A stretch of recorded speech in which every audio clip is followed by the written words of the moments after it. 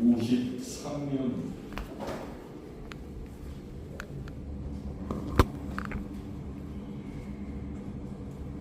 봉독하겠습니다. 요한이 잡힌 후 예수께서 갈릴리에 오셔서 하나님의 복음을 전파하여 이르시되 때가 찼고 하나님의 나라가 가까이 왔으니 회개하고 복음을 믿으라 하시더라. 갈릴리 해변으로 지나가시다가 시몬과 그 형제 안드레가 바다에 금을 던지는 것을 보시니 그들은 어부라. 예수께서 이르시되 나를 따라오라. 내가 너희로 사람을 낳는 어부가 되게 하리라 하시니 곧 그물을 버려두고 따르니라. 조금 더 가시다가 세베대의 아들 야고보와 그 형제 요한을 보시니 그들도 배에 있어 그물을 잇는데 곧 부르시니 그 아버지 세베대를 품꾼들과 함께 배에 버려두고 예수를 따라가니라. 아멘. 세례 사건을 주전절의 시작으로 여기고 있습니다.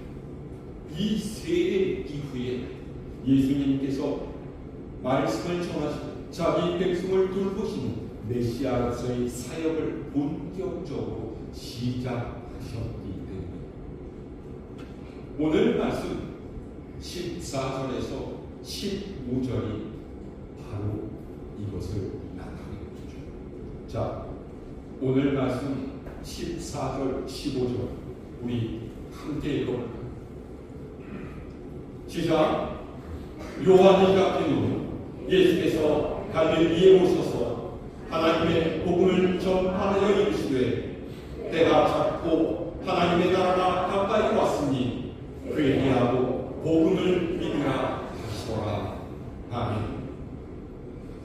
예수님께서는 요단강에서 세례 요한에게 세례를 받은 후에 40일 동안 광야에서 금식하시며 마귀에게 시험을 받으셨죠.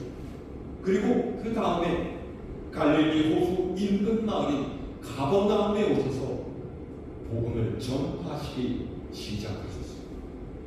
그리고 얼마 지나지 않아서 그분과 함께할 제자들을 구하셨죠. 오늘 말씀에는 두 번에 걸친 부심의 사건이 기록되어 있습니다. 자, 16절에서 20절 말씀도 읽어볼까요? 시작. 갈릴리 해변으로 지나가시다가 시몬과 그 형제 안드레가 바다에 금을 던지는 것을 보시니 그들은 어부라. 예수께서 이르시되 나를 따라오라. 내가 너희로 사람을 낳는 어부가 되게 하리라 하시니 곧 그물을 버려두고 따르니라.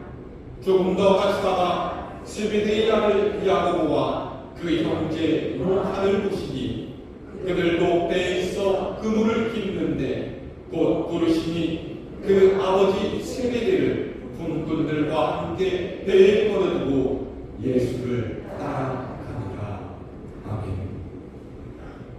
예수님께서는 갈릴리 가버나움 호숫가를 지나가시다가 배에서 그물을 던지고 끌어올리던 어부 시몬과 안드레 형제를 보시고 그들을 부르셨습니다. 나를 따라오라. 내가 너희 사람을 낳는 어부로 삼게 했다. 그러자 시몬 베드로와 안드레는 오늘 말씀 14절에서 15절이 바로 이것을 나타내고 있죠. 자, 오늘 말씀 14절, 15절 우리 함께 읽어볼까요? 시작. 요한이 잡힌 후 예수께서 갈릴리에 오셔서 하나님의 복음을 전파하여 이르시되 때가 찼고 하나님의 나라가 가까이 왔으니 회개하고 복음을 믿으라 하시더라. 아멘. 예수님께서는 요단강에서 세례 요한에게 세례를 받은 후에 40일 동안 광야에서 금식하시며 마귀에게 시험을 받으셨죠. 그리고 그 다음에 갈릴리 호수 인근 마을인 가버나움에 오셔서 복음을 전파하시기 시작하셨어요. 그리고 얼마 지나지 않아서 그분과 함께할 제자들을 구하셨죠. 오늘 말씀에는 두 번에 걸친 부르심의 사건이 기록되어 있습니다. 자, 16절에서 20절 말씀도 읽어볼까요? 시작. 갈릴리 해변으로 지나가시다가 시몬과 그 형제 안드레가 바다에 금을 던지는 것을 보시니 그들은 어부라. 예수께서 이르시되 나를 따라오라. 내가 너희로 사람을 낚는 어부가 되게 하리라 하시니 곧 그물을 버려두고 따르니라.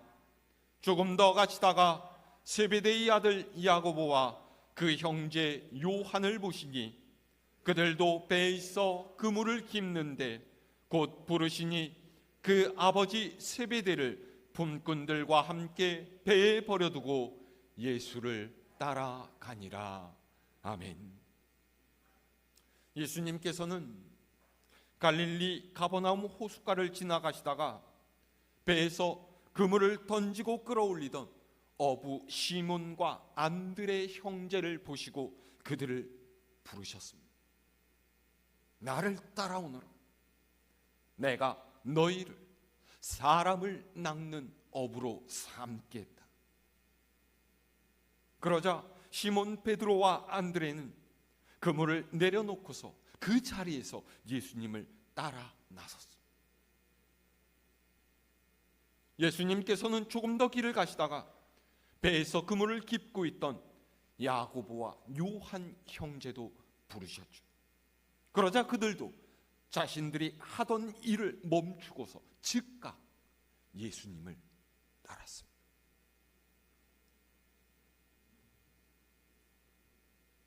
그런데 여러분,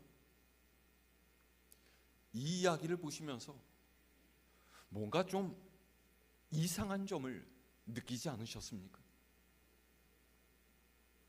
이 이야기를 보면은요, 예수님께서 그들을 처음 만나자마자 다짜고짜로 나를 따르라 명령하셨고, 제자들은 마치 마법에 걸린 사람들처럼 무조건 그렇게 예수님을 따른 것 같이 느껴집니다. 어떻게 이런 일이 일어났겠습니까? 이 기록에는요, 성경에 미처 쓰이지 않은 많은 사실이 생략되어 있다라는 것을 우리는 알아야 합니다. 예수님의 고향인 갈릴리 나사렛과 가버나움은요, 그렇게 멀리 떨어져 있는 곳이 아닙니다. 거리상으로만 따지면은 약 50km에서 60km, 그러니까 군산에서 전주 정도의 거리에 위치해 있었어요. 그리고 제자를 부르실 때 예수님께서는요, 이미 가버나움에서 일정 시간 동안 머물고 계셨던 상태였죠. 아마도 예수님께서는 고향인 나사렛을 떠나서 가버나움에서 그분의 첫 사역을 시작하시기로 마음 먹으셨을 거예요. 그리고 이 가버나움에서 목수로 살면서 종종 가버나움 회당에도 방문하셨을 것이고, 어느 정도 그곳에 사는 사람들과 안면도 트고 지내셨을 거예요. 그리고 그렇게 예수님과 알고 지내던 사람들 중에 몇 사람이 예수님의 말씀을 따라서 제자의 길을 걸어가기로 한 거예요. 설마 예수님께서 생전 처음 보는, 알지도 못하는 사람에게 냅다 나를 따르라 그렇게 말씀하셨겠습니까? 마가복음을 기록한 마가는요, 세부적인 것은 죄다 생략한 채 예수님께서 어떤 일을 하셨는지에 대한 사실만을 기록했기 때문에 우리가 그렇게 생각할 수도 있겠지만, 이 이야기에는 사실 이 정도의 배경이 달려 있는 것이죠. 무엇보다 우리가 여기서 살펴야 할 것은요, 도대체 어떻게 제자들이 예수님의 부르심에 반응했느냐 하는 거예요. 여러분 생각해 보십시오. 아무리 알고 지내던 사이라고 할지라도 어떻게 제자들이 예수님의 말씀을 따를 수가 있었을까요? 나를 따르라 라는 예수님의 말씀은요, 쉽게 받아들일 수 있는 것이 아닙니다. 요 앞 마트에 잠깐 같이 갔다 오자, 이런 요청도 아니고요, 몇 박 며칠로 풍경 좋은 곳에 가서 놀다 오자, 이런 이야기도 아닙니다. 자기의 인생 전체를 걸어야 하는 일이고요, 어쩌면 평생이 걸릴 수도 있는 일 아니겠습니까? 예수님께서 나를 따르라 말씀하셨다고 해서 그 말씀을 들은 모든 사람이 예수님을 따라온 것도 아니에요. 여러분들도 알고 계시겠지만 예수님께서는 제자가 되고 싶어서 찾아온 부자 청년에게 네가 가진 재산을 팔아서 가난한 사람들에게 나누어주고 너는 나를 따라오라 말씀하셨지만, 이 청년은 돈에 대한 미련을 버리지 못하고 예수님을 따르지 못했었죠. 그런데 제자들이 어떻게 해서 예수님의 부르심에 이렇게 즉각적으로 반응할 수 있었겠느냐 하는 거예요. 그 첫 번째 조건은 예수님의 부르심을 들을 수 있는 귀가 있어야 한다라는 거예요. 예수님께서는 종종 말씀하셨죠. 들을 귀 있는 사람은 들어라. 여러분, 이 귀가 무엇이겠습니까? 제자들을 부르시기 전에 예수님께서는요, 가버나움에 사는 사람들에게 하나님의 말씀을 전파하셨어요. 뭐라고 하셨어요? 자, 오늘 말씀 15절을 다시 함께 읽어볼까요? 시작. 이르시되 때가 찼고 하나님의 나라가 가까이 왔으니 회개하고 복음을 믿으라 하시더라. 아멘. 예수님께서는요, 가장 먼저 때가 찼다라고 하셨습니다. 예수님께서 말씀하신 때는요, 세상의 시간을 가리키는 것이 아닙니다. 연초, 연말 혹은 월말이나 주말 같은 시간을 말하는 것이 아니에요. 이때는 하나님의 시간입니다. 하나님의 때, 구원의 때이죠. 다시 말해서 이 세상에 하나님의 역사가 이루어질 시간이 되었다라는 거예요. 그 하나님의 역사가 무엇입니까? 하나님의 나라가 가까이 왔다라는 거죠. 하나님의 나라가 무엇입니까? 대한민국 헌법 제3조에는요, 우리나라의 영토가 이렇게 규정이 되어 있습니다. 대한민국은 동아시아에 있는 한반도와 그 부속 도서를 영토로 하는 공화국이다. 이때 헌법에 명시된 우리나라의 영토는요, 세상의 지리적인 환경과 인근 이웃 국가와의 경계를 나누는 국제법에 의해서 규정된 것입니다. 그런데 하나님의 나라는 어떤 지역이나 공간적인 개념이 아닙니다. 바로 하나님의 다스리심 그 자체를 하나님의 나라 이렇게 말해요. 그래서 하나님의 나라가 가까이 왔다는 예수님의 말씀은요, 세상을 향한 하나님의 뜻과 섭리가 이미 시작되었다라는 것을 의미합니다. 그걸 볼 수 있는 사람도 있고요, 보지 못하는 사람도 있죠. 봄이 왔는데도 다른 일에 정신이 팔려서 봄이 왔다는 것을 느끼지 못하는 사람도 있고요, 겨울이지만 이미 봄을 느끼는 사람이 있는 것처럼 하나님의 나라도 그와 같습니다.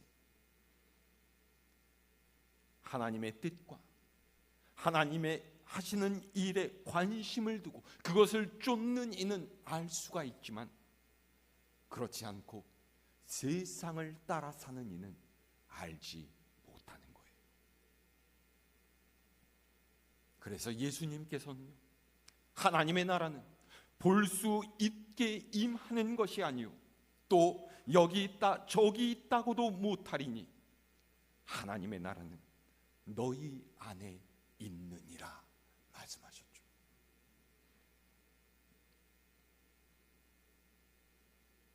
그렇기 때문에 예수님께서는 회개하고 복음을 믿으라 말씀하셨습니다. 여러분, 회개가 무엇입니까? 회개는 그저 자신의 잘못을 뉘우치는 것을 뜻하는 것이 아닙니다. 세상의 것을 쫓아가던 너희 인생의 발걸음을 생명의 근원이신 하나님께로 돌리라는 거예요. 그저 한번 내가 잘못했습니다, 죄를 지었습니다, 그렇게 하고 마는 것이 아니라 이제는 내가 새로운 인생을 살겠습니다 결단하고 실제로 행하는 것이죠. 그래서 어려운 거예요. 그런데 이것이 복음이 원하는 것이죠. 여러분, 복음이 뭡니까? 말 그대로 기쁜 소식이에요.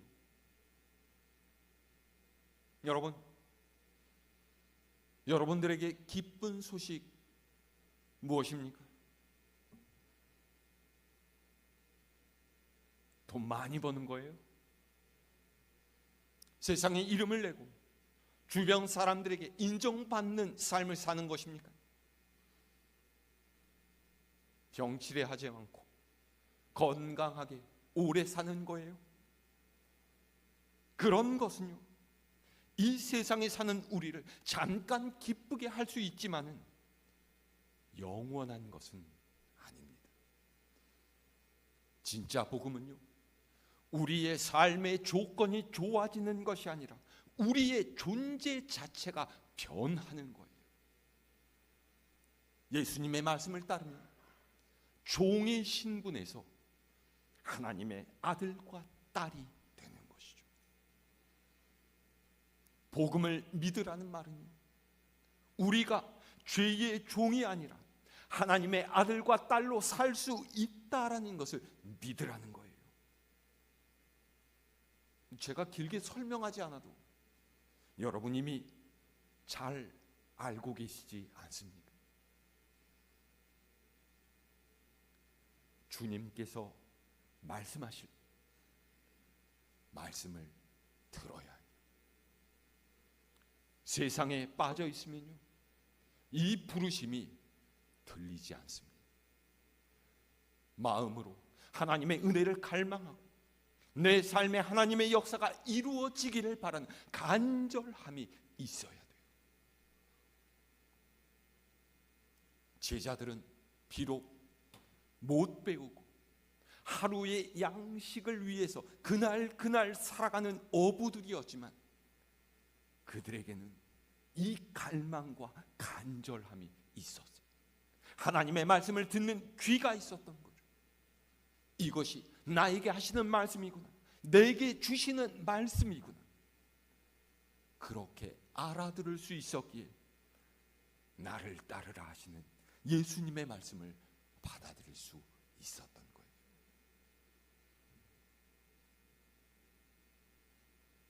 근데 그것만으로는 부족합니다. 예수님을 따르기 위해서는 분명히 해야 할 일이 있어요. 그것이 바로 두 번째 조건인 버림입니다. 오늘 말씀 18절 그리고 20절 보세요. 시몬과 안드레는요, 예수님의 부르심을 듣고 배와 그물을 버리고 주님을 따랐습니다. 야고보와 요한은 심지어 아버지마저 버리고 따라갔어요. 그들은 가족과 헤어졌고 직업도 재산도 포기했어요. 여러분, 이게 무슨 말입니까? 예수님을 따르려고 하는 사람은 세상의 것 같기를 바라지 말아야 된다, 이런 뜻이겠습니까? 세상에서 즐거움과 기쁨을 누리는 것을 포기하고서 오직 경건과 거룩만을 추구해야 한다는 것일까요? 여러분, 이 말씀을 오해하지 마세요. 이 말씀은요, 두 가지의 것 모두를 가질 수는 없다는 거예요. 우선순위가 명백해야 한다라는 거죠. 세상의 것들은요, 그럴 수 있을지도 몰라요. 님도 보고 뽕도 따고 그럴 수 있겠어요. 하지만 우리가 섬기는 하나님은 다른 것과는 겸하여 섬길 수 없는 분이세요. 그분께서는 언제나 유일하신 하나님이십니다. 나 외에 다른 신을 네게 두지 말라 하셨어요. 여러분, 물을 마시면서 피리를 불 수가 있겠습니까? 달리기를 하면서 발톱을 깎을 수가 있겠어요? 세상의 논리를 따르고 세상의 방식대로 살아가면서 하나님을 섬길 수는 없습니다. 우리는 선택해야 돼요. 결단해야 합니다. 하나를 붙들어야 돼요. 그것이 세상의 것이 아닌 하나님이어야, 그것이 바로 우리의 신앙입니다. 그렇다고 해서 하나님께서는 오늘 우리가 살고 있는 현실을 무시하지는 않으세요. 너 당장 직장 그만두고 네 가정을 떠나서 선교사가 돼서 저기 멀리 아프리카 오지에 가라, 이렇게 말씀하시진 않으십니다. 하나님께서는 우리가 지금의 삶에 충실하기를 바라세요. 다만 어떤 방식으로 살든지 먼저 하나님의 나라와 그의 의를 구해야 합니다. 그것이 신앙인의 우선순위인 거예요. 때로는 이로 인해서 불이익을 보게 될 수도 있습니다. 때로는 억울한 일을 당할 수도 있고요. 때로는 눈물을 흘리게 될지도 모릅니다. 그러나 여러분, 하나님께서는 이 모든 것을 살피시고 기억하세요. 우리가 하나님을 위해서 한 일, 우리가 주님을 위해서 산 삶의 모든 조각들을 하나님은 기억하십니다. 세상이 아닌 주님을 택하는 것, 우상이 아닌 하나님을 택하는 것, 그것이 바로 세 번째 조건인 따름이에요.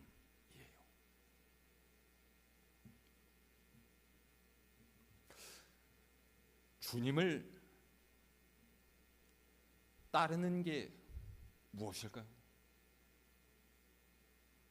여러 가지로 대답할 수 있겠지만 아주 단순하게 말하자면요, 그것은 주님의 말씀에 순종하는 거예요. 여러분, 예수님께서는요, 로마법에 따라서 십자가에 달려 죽으셨어요. 이 당시의 십자가형은요, 로마법에 비추어 볼 때에도 굉장히 치욕스러운 벌이었죠. 그래서 로마인들은요, 이 형벌을 로마인이 아닌 다른 나라의 사람들, 그리고 제국의 질서를 유지하는데 본보기로 삼을 만한 극악한 범죄자, 강도, 암살자, 그리고 반란자들에게만 적용했어요. 그런데 왜 예수님께서 이 십자가형을 받으십니까? 예수님께서 혁명을 일으켜서 로마를 몰아내자라고 말씀하셨습니까? 사람을 죽이거나 물건을 강탈하셨어요? 아니에요. 그런데 왜 십자가에 달려 죽으셨습니까? 단순히 로마 당국이 예수님을 미워하는 유대 교인들과 손을 잡았기 때문일까요? 그렇지 않습니다. 예수님의 죽음뿐만 아니라 그 이후에도 초대교회 교인들은 로마 제국에 의해서 엄청난 박해를 받았어요. 수많은 순교자들이 생겼고요, 많은 교인들이 이 박해를 피해서 산과 동굴로 숨어들고 다른 나라로 뿔뿔이 흩어졌죠. 그리스도교는 그야말로 피와 눈물 위에 세워졌다고 해도 과언이 아닙니다. 왜 그랬을까요? 왜 예수님은 십자가에 달려 죽고 제자들과 초대교회의 교인들은 핍박당하고 고난을 받아야만 했을까요? 예수님의 말씀과 행동을 그 시대의 권력자들이 두려워하고 꺼려했기 때문이에요. 예수님의 제자들이 우상 숭배에 맞섰기 때문이죠.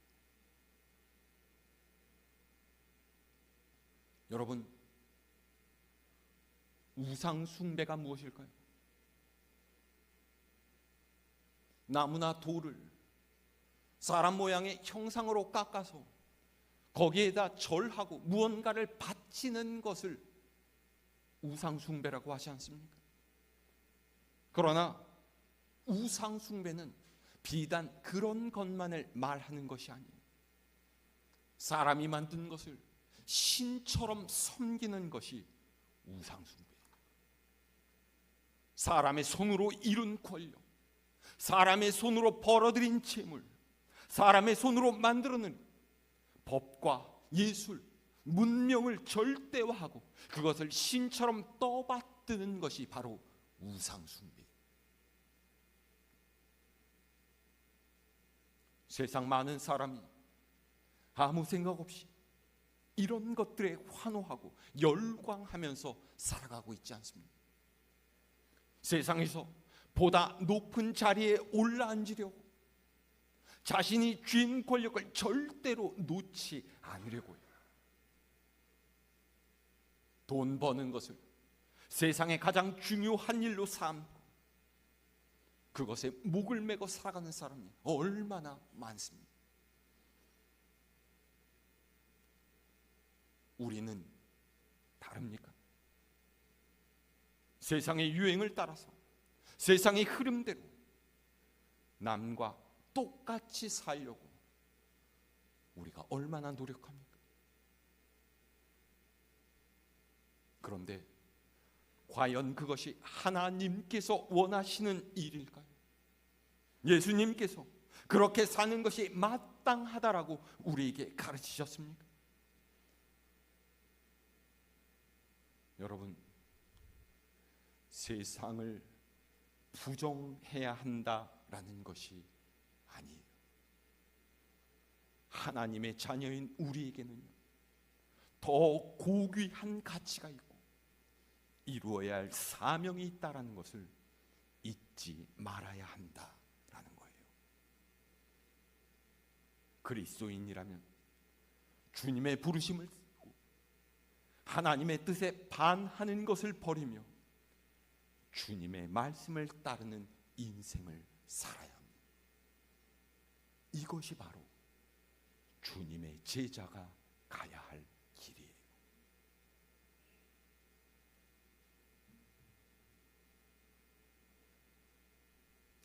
새해 어떤 계획을 세우셨습니까? 어떤 목표를 이루기 원하십니까? 저는 무엇보다 여러분이 주님의 제자로 살아가는 한 해를 이루어 가시기를 바랍니다. 예수님께서 하나님의 아들이시고 우리의 구세주이심을 고백하는 사람은 제자로 살기를 다짐해야 돼요. 부름과 버림과 따름의 삶을 일상에서 실천해 가야 합니다. 그것이 우리 자신을 살리고 다른 사람을 살리는 생명의 길이에요. 새해 두 번째 주일이죠. 주현절 첫 주일. 이 고백과 이 다짐이 올 한 해 여러분들의 삶에 흔들리지 않는 기준으로 분명하게 설 수 있기를 바랍니다. 이 한 주간도 앞장서 가시는 우리 주님을 따라서 믿음의 길을 올곧게 걸어가는 갈보리 교회 모든 교우님들 될 수 있기를 우리 주님의 이름으로 축원합니다.